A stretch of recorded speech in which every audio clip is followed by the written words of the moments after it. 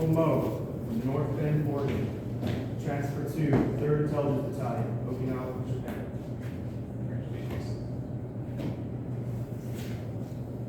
Lance Corporal Morales Cabrera from Houston, Texas. Transferring to Marine Corps Air Station, Futenma, Okinawa, Japan.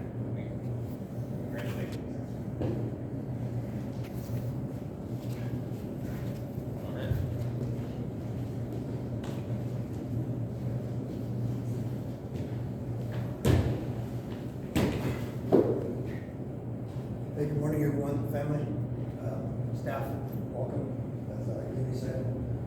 Just want to pass a few words. The boss covered down the weather, importance of weather, so I won't touch on that, but almost everything you do in the Marine Corps, right, requires the weather, whether it's aviation, amphibious, ground. What you tell those people, that crew, is extremely important, and your mission depends on that. So above all, you want to make sure you're timely, getting to them on time, and you're accurate, right? Either of those two things can cause a mission to fail. So those two things, remember. I'm going to talk about a little bit about promotions, what you're going to do when you leave here, since the boss covered everything about weather. All right, effort and dedication, right? When you get to your duty station, you're going to have other certifications to do, other qualifications to do. You got to get those calls, you got to get those certs, so you can become assistant forecasters, forecasters get encountered and start contributing to your duty station mission, Marine Corps mission. So you're going to have to put in extra time. The effort does not end at the schoolhouse. Time for studying does not end at the schoolhouse. It takes anywhere from about 8 weeks to about 6 months to become a forecaster out in the fleet. And through that time, you're doing charge, you're doing all sorts of stuff. So make sure you're putting in your effort and dedication when you get here and graduate. Professional military education. You cannot get promoted without doing your training. So as soon as you check in, that should be one of your number one priorities to get promoted. It's all of you. You control your destiny. Don't let anybody else control it for you. So make sure you get your training done. College. Hey, we all get $4,500 a year to college. It's free. It's yours. Make sure you take advantage of that. Even if you're only doing 2 classes a year, when you get ready to EAS, and you're only going to do 5 years, in 3 years, you got 20 classes. 6, right? 18 credits, closer to your bachelor's degree. So make sure you're doing college. Very important for promotions now these days. When you hit sergeant, when you're going up in boards and stuff like that, they're looking for college. Volunteer, they're also looking for that promotion board. Make sure you do something back to your community. That's what Marines do. It's not just the Marine Corps mission, but get out in the community, do stuff. Even if you're only doing 3 hours a week, volunteer work, make sure you do something back. All right. Above all, the boss kind of touched on this. In terms of weather, in terms of community, make sure you're doing what you do right all the time. 100% of the time. You can't veer to the left, you can't veer to the right. You gotta go straight down the narrow path, doing what's right all the time. If you see someone that's not doing anything right, make sure you put them on the right path. When you start not doing things right, people around you kind of emulate what you're doing. So it's up to you to make sure you do right all the time. Congrats. Proud of you guys. We've got some great duty stations. RMC West is my favorite. Everybody knows. Congrats to you. Japan, my second favorite. So, you guys, I'm jealous. You guys are going to be great. Proud of you.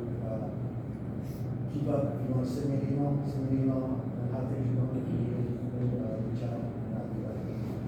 Thanks, sir.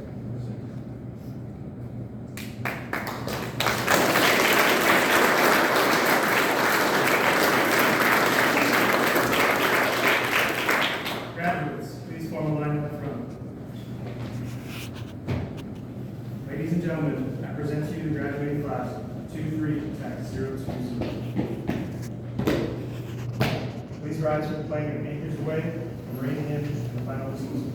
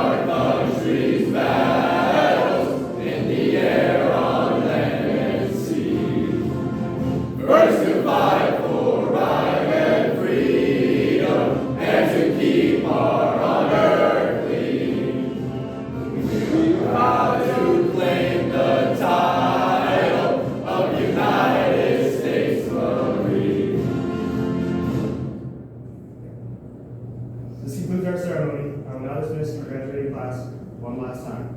Class 23020, dismissed! Dismissed, I gunnery sergeant! Hoorah!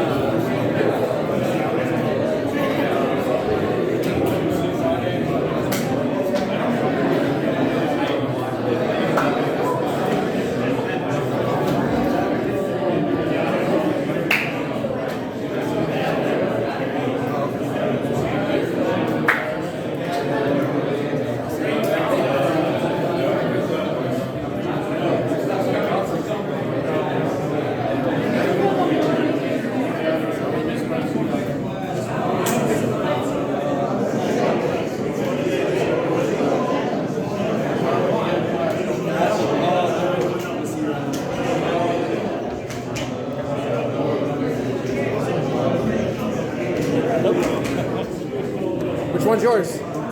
LeZelle. Ah. Yep. That was a long AIT or whatever you call it here in the. Oh yeah, it's that's why I say it's a lot of intense training that goes through here. The Air Force side, they get like if they decide to stay in, there's enough credits for an associate's degree coming out of here through the College of the Air Force, which is it's an accredited school, and then they can take that and transfer it over to get a bachelor's degree somewhere. So they get it from the College of the Air Force? Yep. Okay, that's good. It's Yeah, we'll have to make sure she gets whatever credit she gets for that. yeah, absolutely. And then so it's a requirement for the instructors to actually have a degree to teach. Right. So when they get back, when they come back, they have it's 12 months, but typically they get it done in 6 months. And if they don't actually achieve their degree, then I have to pull them off the block until they do. Oh, okay. So that's why I say it's a completely different Marine Corps than what it was years ago when I came in. And they just had people up in front like, hey, this is what we do. So they can get an assignment to teach here under the condition that they finish a degree within 6 months of. Well, yeah, the monitor will cut them orders to come here, and it's a requirement once they get here. So they don't have to have it before they get here, Right. But once they get here, they have to get it. Now, is it offered here through Kiesler? Yes. And can they get it at their other station? They can, yeah. Yeah. So they just send their transcripts in to get evaluated. So each one of the courses taught here have an ACE accreditation. Right. So they can get them evaluated at other schools, but they may not transfer as many. It's like, you go to Mississippi State, you take a course and you try and go to, Ole Miss, and they're like, yeah, we don't take that. Right, right. But if you get the degree and you transfer in, Right. they can't deny the degree. So that's kind of how it works through here. A lot of them will come back and they have a couple of basic courses that they just can clep out of, and then they instantly get them. And then there's actually teaching accreditations that they get here as well if they ever wanted to go into the civilian world as teaching. Oh, yeah? So, that's like a lot of good options. yeah, this is a good schoolhouse. We have the weather schools, we have calibrations, aviation calibration, ground calibration for equipment calibration stuff, and then we also do a spectrum here for all those frequencies floating around in the world. So at the start, you talked about aviation support and people not realizing that was weather. Yes. I don't know if you were talking to LeZelle or not, because It's so every week when we get new joins every week and we graduate folks like every other week, but they'll trickle in, and I bring them out in front of formation. We have about 135 folks here, and so I have introduce yourself, where's your hometown, and something interesting, what school you're attending here, and then something interesting about yourself. And whenever the students that are transferring in for weather, that's always the question from the crowd. Did you choose weather? And there's only been like a dozen or so people since I've been here in the last 18 months. It was like, yes, I absolutely wanted weather. Everybody else was like, I said aviation support. I thought I'd be working on aircraft or something. And we have folks that go to Goodfellow for crash fire rescue out on the flight line. And if they can't make it through there's some physical requirements, and recruiting doesn't always do good when they put people in there because there's some minimum things, height and everything else. So they don't meet them once they get there, so they reclassify them here. Yeah. And it's been interesting. she worked for FedEx. Oh, okay. And was, Right. and a loadmaster or whatever you would call it. So she thought she was getting into that kind of thing. It's like, oh, no, I'm weather.